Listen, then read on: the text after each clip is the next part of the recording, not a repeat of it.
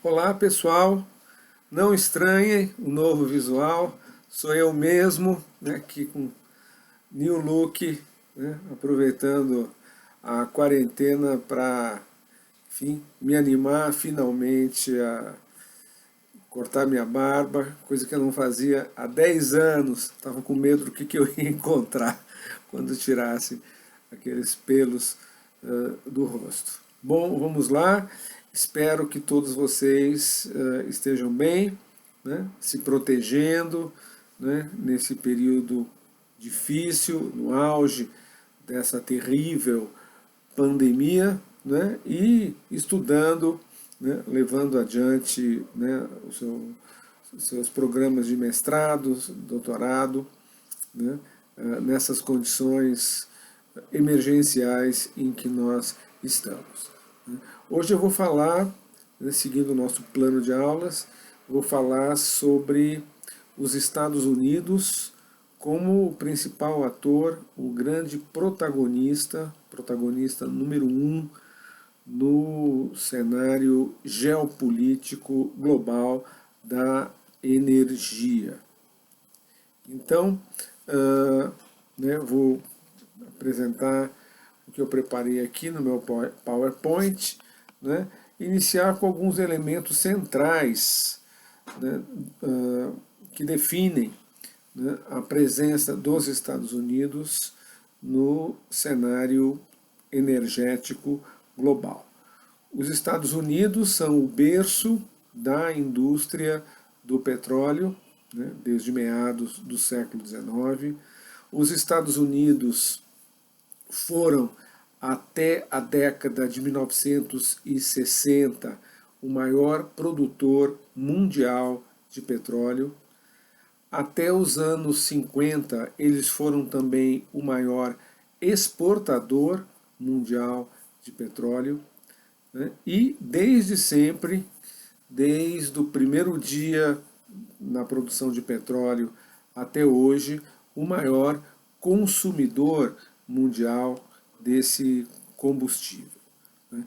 Além disso, os Estados Unidos são a sede das maiores empresas mundiais de petróleo, né? Se você olha a lista das maiores empresas do mundo em faturamento, vai encontrar um grande número de empresas de petróleo, e entre essas empresas de petróleo, que estão entre as maiores empresas do mundo, né, várias delas são empresas estadunidenses.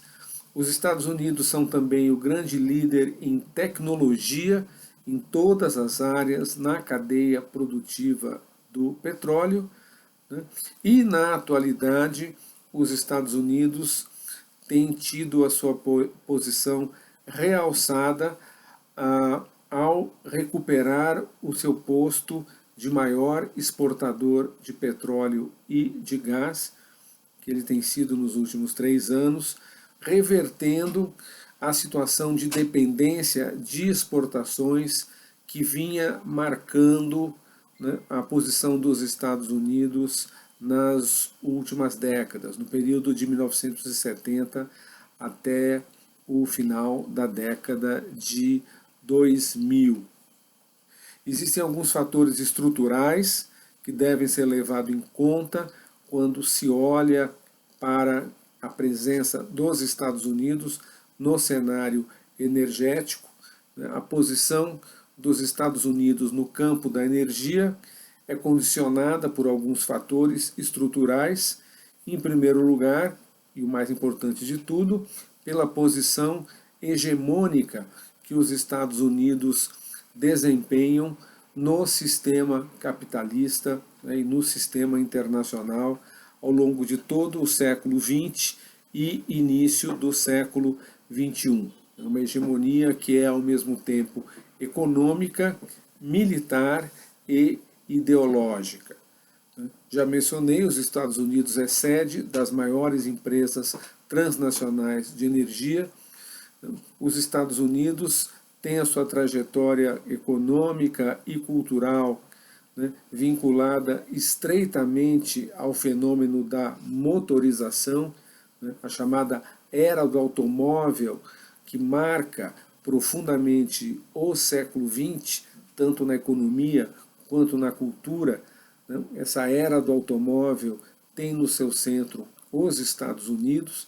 Os Estados Unidos é o primeiro país a se modernizar com base já no automóvel como principal meio de transporte.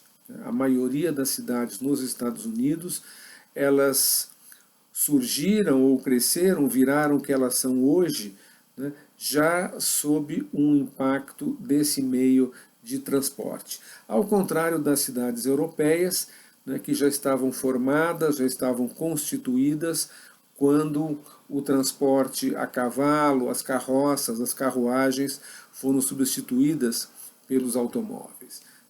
Então, os Estados Unidos têm um modo de vida, né, que é altamente dependente do alto consumo de energia.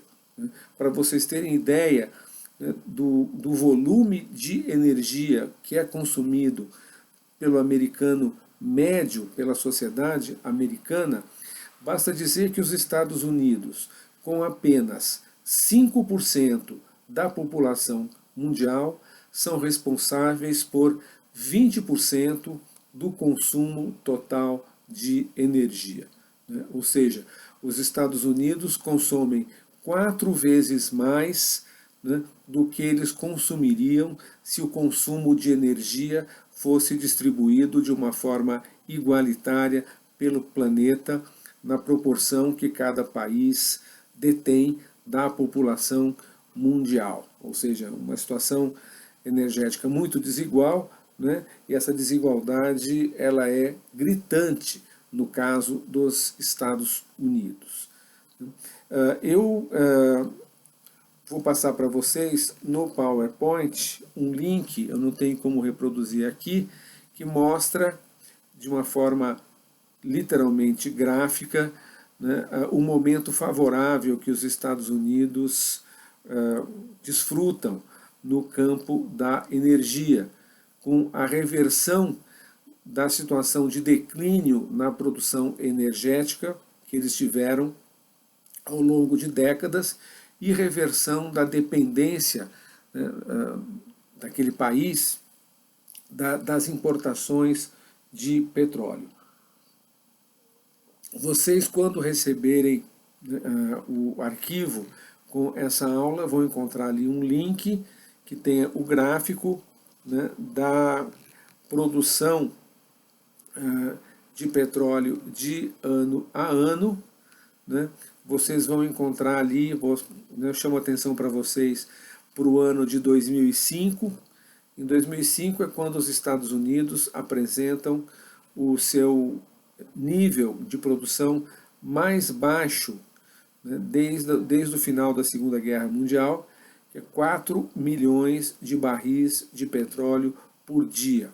É uma produção que já vinha em declínio, né, o gráfico começa com o ano de 1985, quando a produção era de 8,8 milhões de barris de petróleo diários, né, chegando ao ponto mínimo de 4 milhões de barris, portanto, em 2005, conforme eu disse.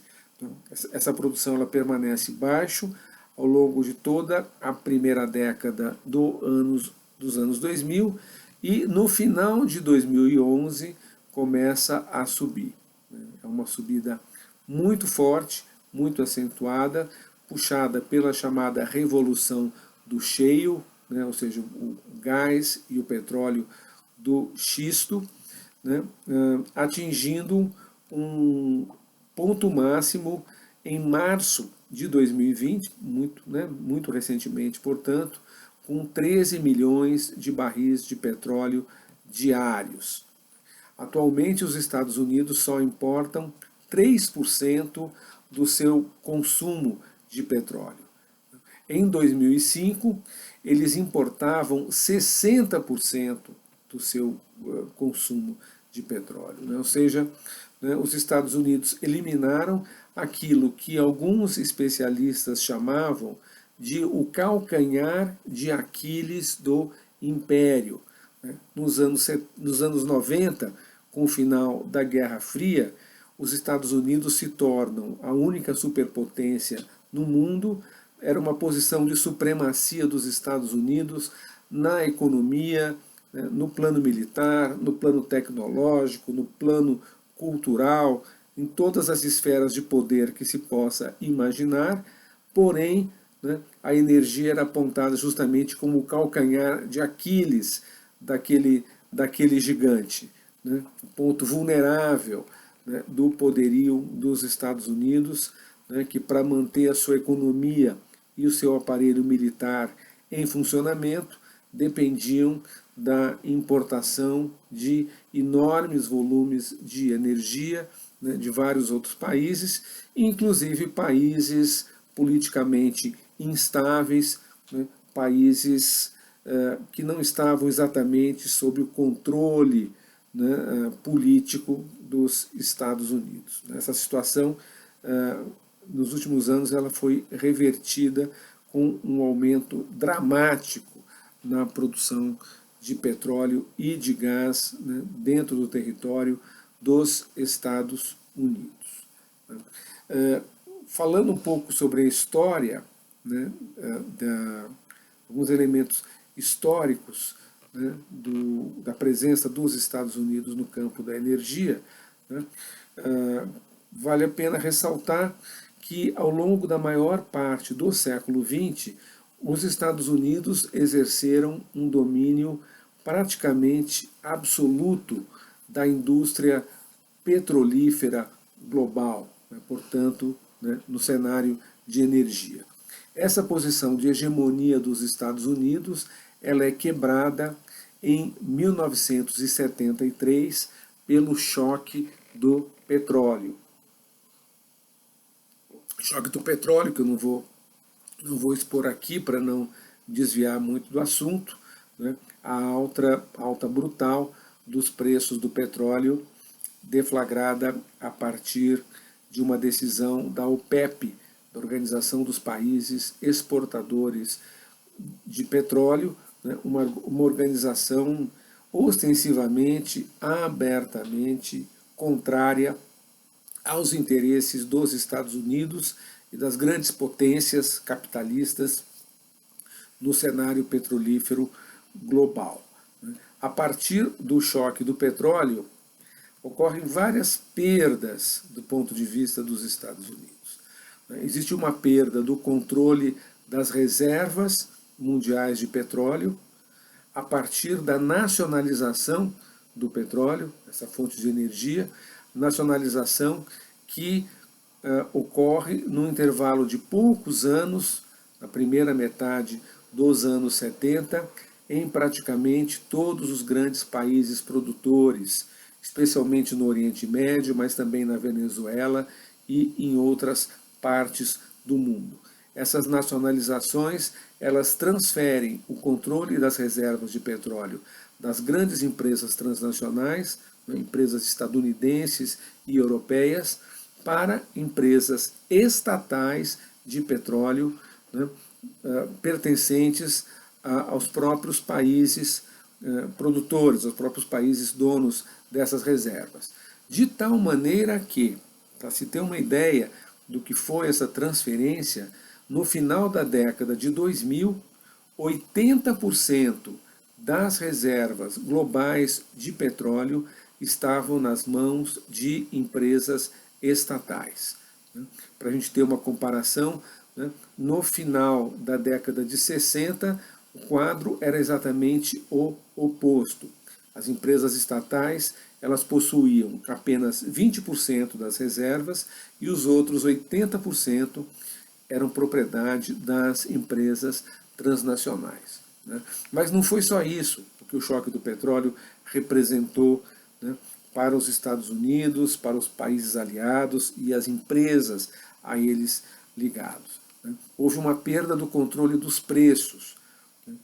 A partir do choque do petróleo em 73, né, o grande ator, o ator decisivo na determinação dos preços globais de petróleo passou a ser justamente a OPEP. né? E juntamente com isso, né, ocorre, né, não a partir exatamente do choque do petróleo, mas o choque do petróleo é um marco num processo que já vem desde o finalzinho dos anos 50, começo dos anos 60, né, um processo de fortalecimento de países periféricos e semiperiféricos, né, que protagonizam políticas nacionalistas, né, que no campo da energia passam a ser conhecidas como nacionalismo petroleiro ou nacionalismo energético. A Revolução Iraniana, especialmente, no final de 1979, 1980, né, ao eliminar um governo, o regime do Shah Reza Pahlavi, um governo aliado aos Estados Unidos, substituído por um Estado teocrático controlado por sacerdotes muçulmanos abertamente hostis aos Estados Unidos, né, é um marco na perda do controle geopolítico do Oriente Médio, né, mas há um processo muito mais amplo de expansão do nacionalismo árabe, em que país após país, né, desde o Iraque, em 1958, antes do Iraque já o Egito, embora o Egito não seja um produtor importante de petróleo, tem um papel pequeno, né, nessa indústria, mas depois vem o Iraque, a Argélia, a Líbia, enfim, né, culminando com o Irã, né, países fundamentais na geopolítica do petróleo passam a ser controlados por regimes nacionalistas, né, contrários às políticas dos Estados Unidos e dos seus aliados no Oriente Médio. Diante dessa situação difícil, né, os Estados Unidos tomam uma série de iniciativas. Já nos anos 70, há uma tentativa dos Estados Unidos de reduzir o consumo de petróleo para, com isso, diminuir as importações. É a chamada política de independência energética, que foi buscada nos governos de Jimmy Carter e depois, né, antes de Jimmy Carter, né, no governo de Richard Nixon. Né. Essas políticas fracassaram completamente diante da impossibilidade do Estado norte-americano reduzir o consumo de combustíveis da sua população. Estado, enfim, existem fatores culturais nos Estados Unidos que levam, né, juntamente com o crescimento da população, o crescimento da sua economia, ao aumento incessante do consumo de energia, né, e especialmente do petróleo. Então, os Estados Unidos, né, nessa situação frágil em que eles se encontram a partir do choque do petróleo, né, recorrem àquele que é o instrumento de última instância de afirmação do poderio dos Estados Unidos, que são os meios militares. Né? A máquina de guerra dos Estados Unidos passa a ser utilizada em favor da sua posição no cenário energético. Então, abre-se um período, que é um período que se estende até a atualidade, de militarização do acesso dos Estados Unidos às reservas de petróleo, especialmente no Oriente Médio. Em 1980, os Estados Unidos adotam o que ficou conhecido como a doutrina Carter. Doutrina Carter porque ela foi, né, ali anunciada pelo presidente Jimmy Carter em janeiro de 1980. Né?